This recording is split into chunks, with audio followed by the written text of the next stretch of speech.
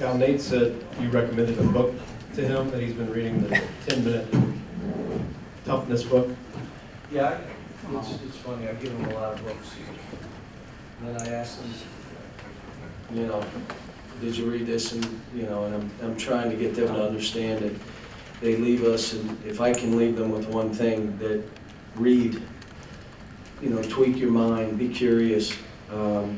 Most of the stuff I give them is what I think is pertinent to them. So sometimes it's a parable in that form, which is easier for them to read. That book wasn't, and I told him he needed to read it because there was a girl that was a college player that got injured and then kind of got demoralized when she wasn't playing well, and then how she built herself back, and then how she ended up having a great year, and how I said it's a great story for you to read. So he's a great kid. I've been telling him, he's got like buzzard luck. Can't find anything to eat, nothing will die. I mean, he's like, I told him I've been praying for him. I just wanted him to break through. You want all these kids to play well. Johnny, you guys wouldn't know. He didn't even know. Johnny Juzang at the end of the game was why we were able to win the game. And you say, well, what did he do? He didn't score back? Because he had a calmness about him taking it out of bounds, and we could throw it back, and and he knew where to go with the ball. Not Keon's fault. I had never played Keon in that position. So then you say, well, why did you have him take it out? Because I wanted a bigger lineup in, and he was the only one left to take it out. And that's when I said, but you can't. Johnny, get back in there. But given how short your bench is, how critical was it to find a way to get something out of Nate again? no, it was, I don't know what I said at halftime. I said, we're up 1 and we cannot make an open shot. We missed 10, like wide open, and you miss them. And I'm like, we're up 1. I'm whistling and dancing, skipping, going to the locker room. We can't make a shot. We're still up 1. And so in the second half, we made the shots, which is why we got up 14 or 15. And then Ashton gets hurt, and they start pressing us, and we start throwing. We have people in positions we've never had, and we threw it all over. But you got to give them credit. They didn't stop. They've done this all year to everybody. How is Ashton, John? And it seemed like the 3 guards kind of muddled through the first half, but really came alive in the second. How big was that? Well, we had an idea. There are a lot of times that I'll watch the game from a year ago, unless the coach wasn't there, then I won't watch the tape. But when I watched the tape, I saw that they did not play Ashton at our building, if you remember. And I kind of came in with the idea that they're not going to play Ashton again. And they put Watford on him and basically gave him space and just said, we're going to help. And that's why when, I told Ashton, if they do that, shoot the ball, man. You're shooting the ball great. You can't, it's hard though to make shots when they're not playing you. I mean, that you may think, well, that's easy. No, you're looking like they're not even guarding me. But he made 2 threes in the second half, and I thought Immanuel was great down the stretch again, just making baskets and threes. And then we ran, when Nate made that 1 3, then I went right back at him. And he makes another 3. So. How is Ashton? I didn't ask him. I did tell the team, boy, we played well without Ashton. That'll get him back fast. What did you see in the differences in the first half and second half in 3-point shooting? Immanuel said it was just starting to kind of average itself out. Yeah. Did he tell you it didn't average itself out last game? We were 2 for 22 last game. So sometimes it averages itself out, sometimes it doesn't. And, when this team shoots it like that, I don't go crazy, because as long as you defend and you're in the game, they're not machines. These kids are not computers. This isn't a game where they're on a TV screen. There's a lot of things right now. I got to get Tyrese down the stretch playing better. I mean, he's bank missing shots that could end the game, like bank missing. And we got to get him to where he has a different mentality. That means you can make them, but when that point in the game comes, you're not comfortable yet. So we got to talk him through it. Say, okay, what are you thinking? What's your mind saying to you? We're saying we want you to score. Are we wrong? You know, we want you to the free throw line. He went 1 for 2. I mean, gave them a chance. It would have been 7. So, but he's a freshman that we expect him to be a junior.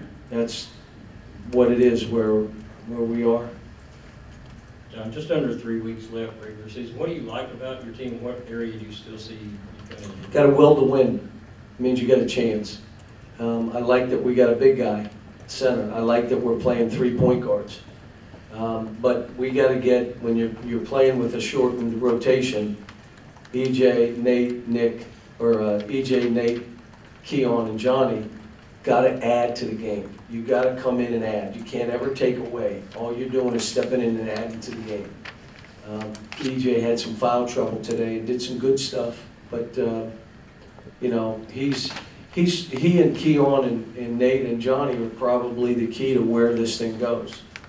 And they don't have to be crazy out of their minds, but you got to give us, you got to add to what's going on. Coach, I know 11 blocks is huge, but when you factor in the altered shots that you guys had, it seemed like after the first maybe 3, it was a little bit of timidness from LSU going to the rim. How big was protecting the rim tonight for you guys? Well, I always say if you have no post presence, your team's a fraud. And that doesn't mean the guy has to be 7 foot, but you have to have someone in there that can do something both ways, scoring, dunking, something. And also, you know, making them shoot more jumpers than driving layups. Now in the first half, they shot a bunch of layups. We weren't playing the pick and roll very well, but, and let me say this team they're never out of it. I mean, I've watched, they've been, to be honest, up a bunch and the game gets close. They've been down and they come back and win. I mean, I watched the Texas game. I mean, they're up big and all of a sudden it's a close game and they pull away. You know, I'm glad we're done playing. Let somebody else deal with this. Cal, Nick has sort of come out of nowhere to become a real SEC Player of the Year contender, but should we start to be talking about Immanuel Quickley in that way? I mean, he's just consistently, What no do you matter how have he shoots today? it, he scores with 21 and 6 assists, 3 steals. You know, guys, I like to have 5 and 6 guys have a game of 25. And the reason is you get in the NCAA tournament and you may need somebody to go crazy to win a game. So Nick has had 25, EJ has had 25, Ashton's had 25, Tyrese has had 25, Immanuel hasn't. But he's playing so steady that I think in his mind that if I have to go get 25, I can. So I'm fine. So that means you got 5. I like one more guy, one of those other 3, to be able to step up and have a big game. You just want to be able to go into that tournament knowing that you have a team full of guys and you don't know who can go for 25. It makes you more balanced, make you even a better team. Why is everybody so quiet in here? This is like morgue.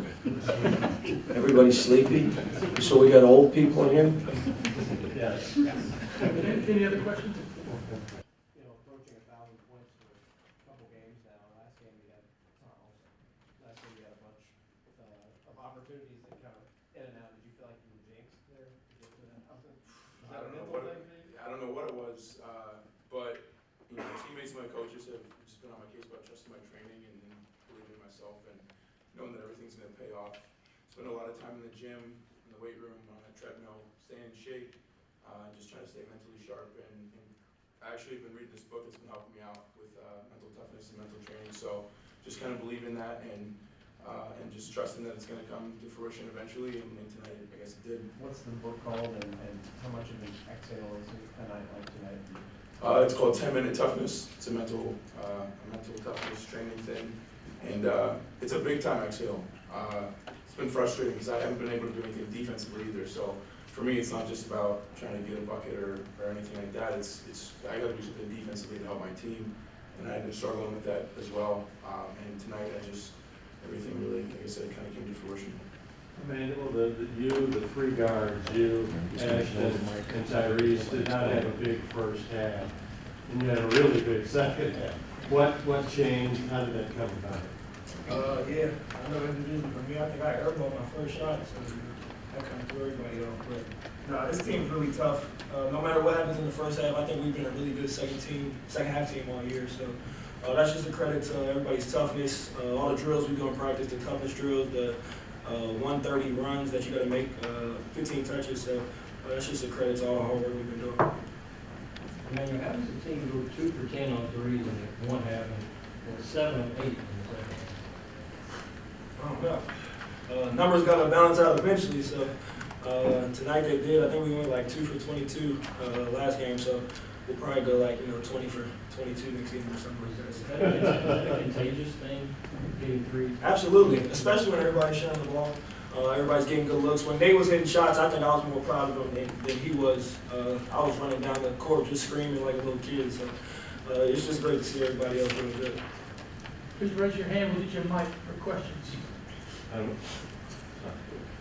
Emmanuel, it looked like you got shook up a couple of times, maybe one, first time on a knee-on-knee kind of thing, and Yeah. second time on a drive. How shook up were you? The knee to knee, I just kind of banged knees. But the second one, I got really shaken up because my hip's been hurting a little bit these past couple of games. Nothing crazy, but I fell on my hip again. So that was just that going to the basket, fell down kind of hard. So it was all good.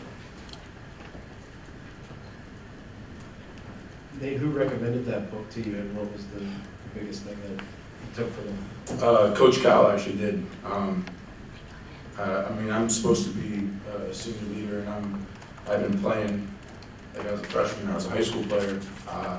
So he recommended it for me, and it just kind of goes through breathing exercises and focusing in on like visualizing things before the game.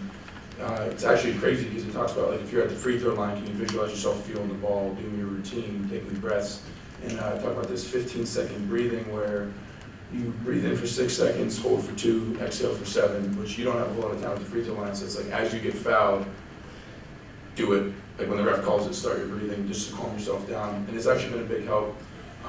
Helps you visualize things. Talks about a personal highlight reel. Move ahead. Talks about the things that you're able to do well. You got to visualize that game speed and do the things you do well, and get rid of all of your don't statements.